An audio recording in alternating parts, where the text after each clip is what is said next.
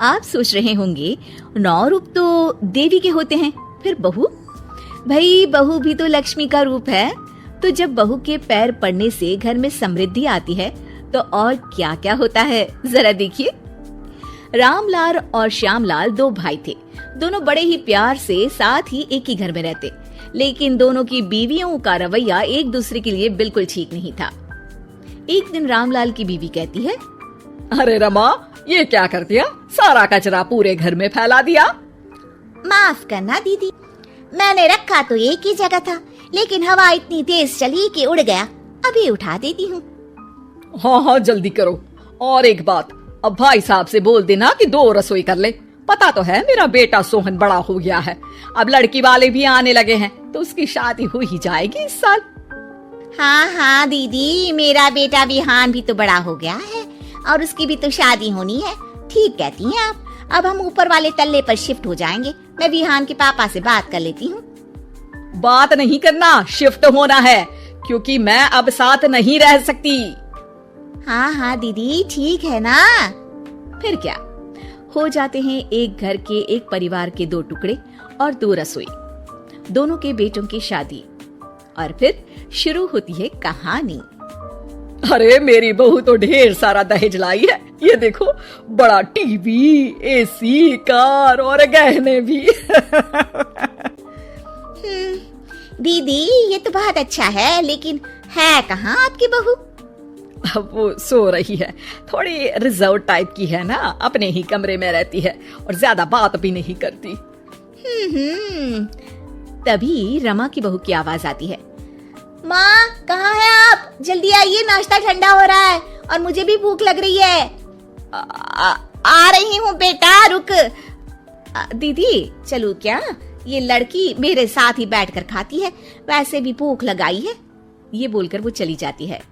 तभी श्यामा की बहू बाहर आती है और बाहर की ओर जाने लगती है। अरे बहू, कहीं जा रही हो क्या? क्या है माँ जी, बिना बात के ठोका मत करो। जा रही हूँ मैं।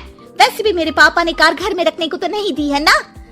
अरे नहीं नहीं बेटा, बिल्कुल बिल्कुल, घूमो घूमो। मैं तो कहती हूँ मुझे भी साथ लेकर जाया करो, साथ ही घुमा करेंगे। अरे नहीं नहीं, मैं आपके साथ बिल्कुल भी कंफर्टेबल नहीं हूँ। वैसे भी मैं शॉपिंग में जा रही हूँ, कहाँ आपको टांगती फिरूंगी। ये बोलकर श्यामा की बहू निकल जाती है।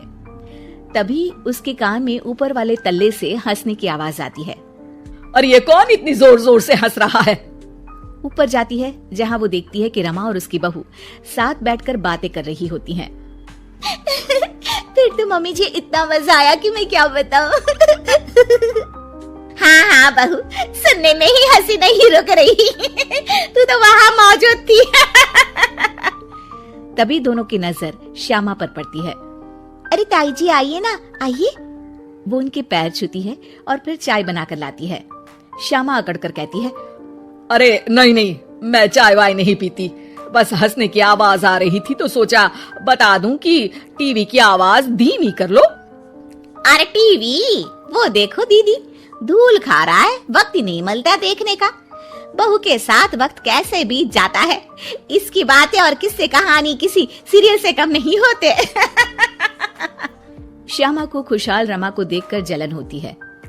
हाँ हाँ, मैं तो तंग आ जाती हूँ इतनी सारी बातें करके, मुझे तो सुकून पसंद है। ये कहकर श्यामा चली जाती है। अगले दिन रमा अपनी बहू के साथ घर से जा रही होती है कि तभी दरवाजे में श्यामा उन्हें टोकती है। अरे कहाँ जा रही हो दोनों? अरे देखिए ना दीदी, इसे शॉपिंग करने जाना था। मैंने कहा अकेली चली जा, तो कहने लगी मम्मी जी आप घर में अकेले बोर हो जाओगे ना, आप भी चलो हमारे साथ। अरे अब इस उम्र में तू कहाँ घूमेगी? अब देखते हैं दीदी, जहाँ ये लड़की घुमा दे। अब मेरी बहू भी कल गई थी कार चलाकर। हाँ। तभी रमा की बहू कहती है, ताई जी मुझे तो कार चलानी नहीं आती, लेकिन हाँ इस सुहाने मौसम में मम्मी जी को स्कूटी की सैर करा देती हूँ। श्यामा का मुंह बंद हो जाता है। वो अपने कमरे में चली जाती है, जहाँ उसकी बहू बैठकर अकेली टीवी देख रही होती है।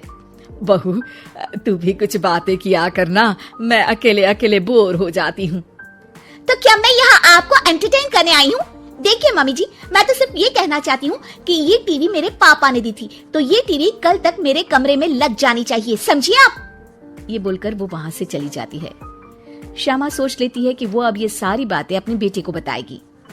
शाम को उसका बेटा जब घर आता है, अरे देख बेटा, तेरी बीवी सारा दिन अपने कमरे में रहती है, न बात करती है न चित। मैं बूढ़ी सारा दिन भूत की तरह अकेली घूमती रहती हूँ घर में।